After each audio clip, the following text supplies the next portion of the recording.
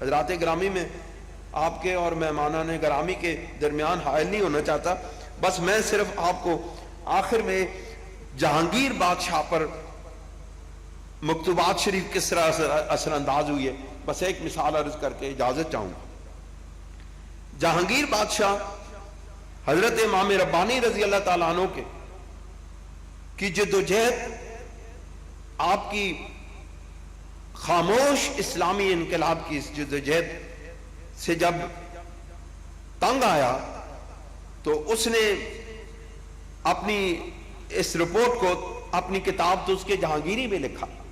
وہ لکھتا ہے کہ درین ایام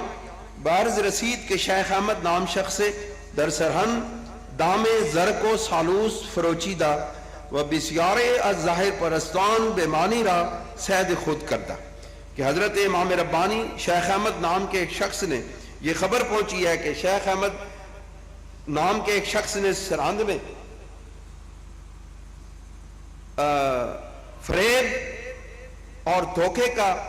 ایک بازار گرم کیا ہوا ہے، اور اس نے ظاہر پرستوں کو اپنا شکار کر کے پھر وہ لکھتا ہے کہ وہ بہر شہر و دیار یکے از مریدان خود را کہ آئین دکان آرائی و معرفت فروشی و مردم فریبی را از دیگران پختہ تر دانت خلیفہ نام نہاد۔ اس نے لکھا کہ اور اس نے ہر شہر میں اپنے خلفاء میں سے اپنے مریدوں میں سے وہ مرید جو بہت تیز ترار ہیں، بڑے چالاک ہیں، لوگوں کو پھنسا لیتے ہیں، ان کو خلیفہ بنا کے مختلف شہروں اور علاقوں میں پھیلا دیا ہے، اور وہ لوگوں ان کا نام خلیفہ رکھا ہے۔ ومزخرفات را کہ بمریدان و معتقدان را خود نوشتہ کتاب فرام آوردہ مکتوبات نام کردہ، اور وہ جو اپنے، میں تو میرے الفاظ اب زبان سے نہیں نکلتے ہیں، بے ادبانہ الفاظ ہیں، لیکن نقل کفر نہ باشد، کہ اس نے لکھا، اس نے اپنی یادداشت میں لکھا کہ اس نے، یعنی کہ حضرت شیخ احمد سرندی رحمۃ اللہ علیہ نے جو خرافات اپنے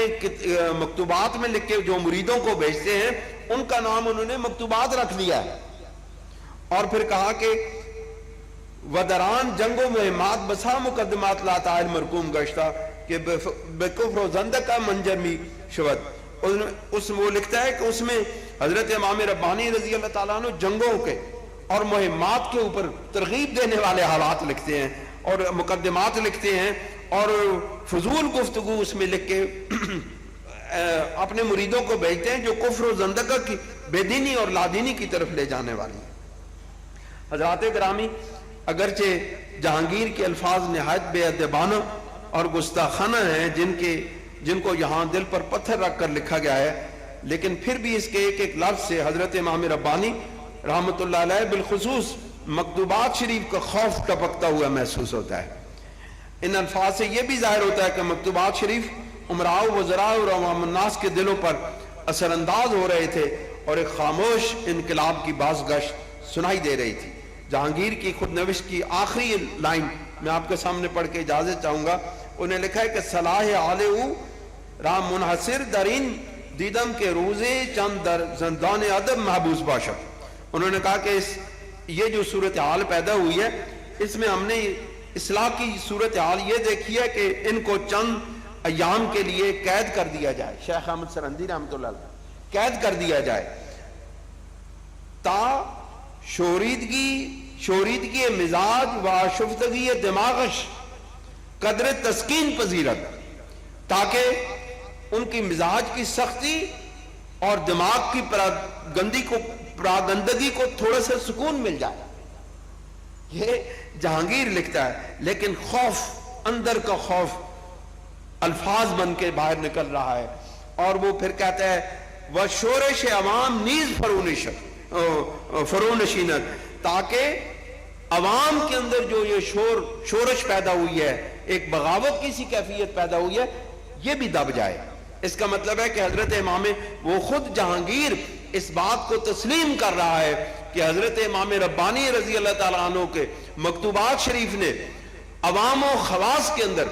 امراء سلطنت کے اندر، علماء کے اندر، صوفیاء کے اندر ایک ایسی تاثیر پیدا کر دی تھی کہ جس نے عوام کے اندر ایک بے چینی پیدا کر دی. اس کے الفاظ اس بات کی غمازی کرتے ہیں کہ تاکہ عوام کے اندر یہ شورش پیدا ہوئی ہے. اس نے تو لکھا نا کہ عوام حضرت امام ربانی کے خلاف ہو گئے ہیں. اس کے لکھنے کا مقصد یہ ہے کہ لوگ حضرت امام ربانی کے خلاف ہو گئے ہیں، لیکن حقیقت یہ تھی کہ لوگ حضرت امام ربانی کے خلاف نہیں ہوئے تھے، لوگ جہانگیر کے خلاف ہو گئے تھے. تو میرے مجدد پاک کی مکتوبات شریف کی یہ تاثیر ہے کہ ان مکتوبات شریف نے اپنے غیروں کو بھی متاثر کیے بغیر نہیں چھوڑا. اللہ تعالی ہمیں حضرت امام ربانی رضی اللہ تعالیٰ عنہ کے مکتوبات شریف کا فیض حاصل کرنے کی توفیق عطا فرمائے اور ان کے فیوزات اور برکات سے اپنے قلوب کو منور کرنے کی توفیق عطا فرمائے. وآخر دعوانا الحمدللہ رب العالمین.